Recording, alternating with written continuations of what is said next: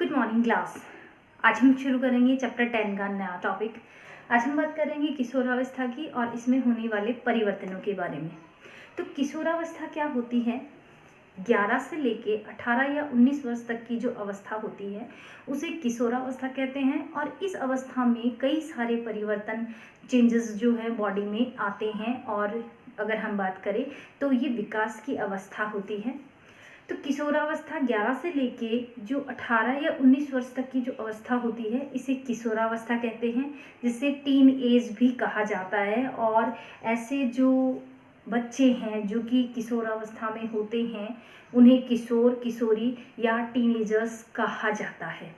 अब हम बात करेंगे कि किशोरावस्था में कौन कौन से परिवर्तन जो हैं वो टीनेजर्स में होते हैं, कौन कौन से चेंजेस होते हैं, बदलाव होते हैं। सबसे पहले हम बात करते हैं लंबाई में वृद्धि।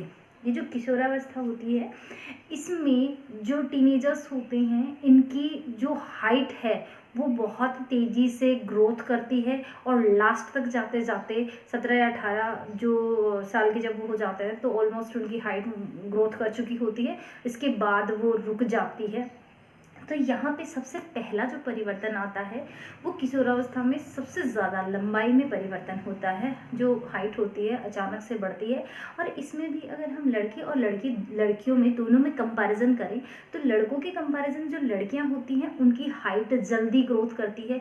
अगर हम बात करें जैसे मान लीजिए कि एक ही समान एक जैसी जो उम्र की दो बच्चे हैं, लड़के और लड़की, तो उसमें लड़की की हाइट ज़्यादा मिलेगी। लड़कियां जो होती हैं उनकी हाइट लड़कों के कंपैरिजन जल्दी ग्रोथ करती है और एक फिक्स एज के बाद वो रुक जाती है।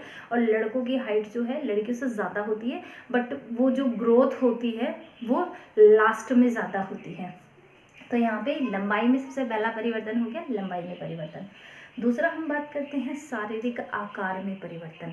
अगर हम किशोरावस्था में शारीरिक आकार में परिवर्तन की अगर हम बात करते हैं तो जो है, अगर एक तो हम बात करते हैं जैसे लड़कियां हैं तो उनमें स्तन ग्रंथियों का विकास होना, लड़के हैं उनके जो छाती है उसका सीने का चौड़ा होना, तो ये इनकी जो शारीरिक आकार में जो है वो परिवर्तन आते हैं।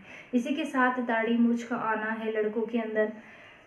नेक्स्ट जो परिवर्तन होता है वो है स्वर में परिवर्तन। यानी किशोरावस्था में जो चेंजेस आते हैं, लंबाई में परिवर्तन आता है, शारीरिक आकार में परिवर्तन आता है, हम बात करते हैं स्वर में परिवर्तन आता है।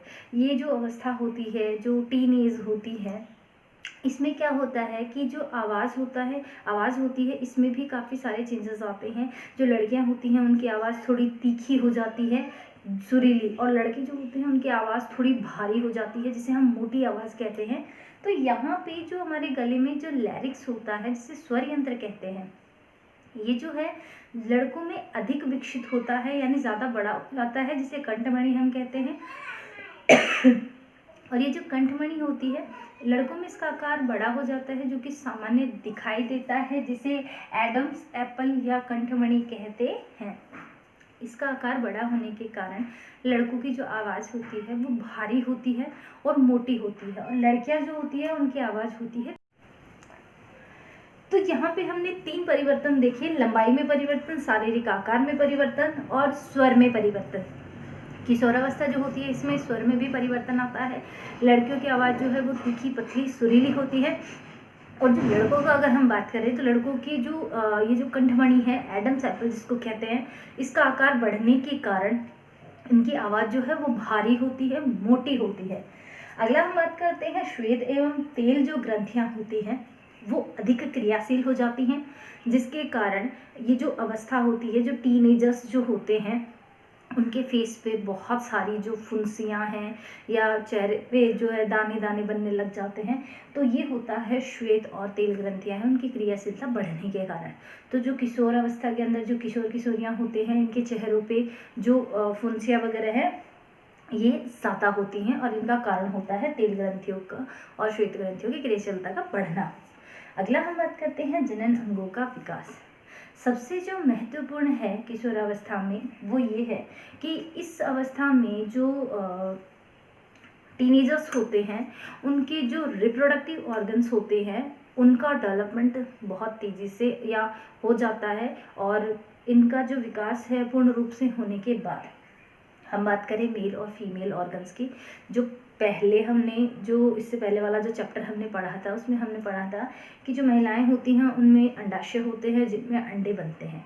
तो जब किशोरावस्था जो होती है इसके अंदर जो अंडाशय होते हैं वो मैच्योर हो जाते हैं, इनकी जो ग्रोथ होती है और ये पूरे जब बढ़ जाते हैं तो इनमें जो अंडे होते हैं वो विकसित होना, बड़े होना शुरू हो जाते हैं और जो अंडे हैं वो निर्मोचित यानी उनका ओवुलेशन यानी ओवरी जो है उससे वो बाहर मैच्योर होके बाहर भी आते हैं और इस तरह से जो है किशोरावस्था में जननांगों का विकास होता है। महिलाओं के अंदर जो है अंडाशय पूर्ण रूप से विकसित हो जाता है और उसमें अंडे जो है वो मैच्योर होके बड़े होके हर महीने जो है निर्मोचित होते हैं। ऐसे ही अगर हम बात करें मेल्स के अंदर तो जो मेल होते हैं यानी मेल टीनेजर्स जो होते हैं उनके अंदर जो स्पर्म है वो जो है रिप्रोडक्टिव जो उनका जो सिस्टम है वो मैच्योर हो जाता है, पूरा विकसित हो जाता है और स्पर्म जो है जो रिलीज इनकी जो प्रोसेस है वो कंप्लीट होने लगती है।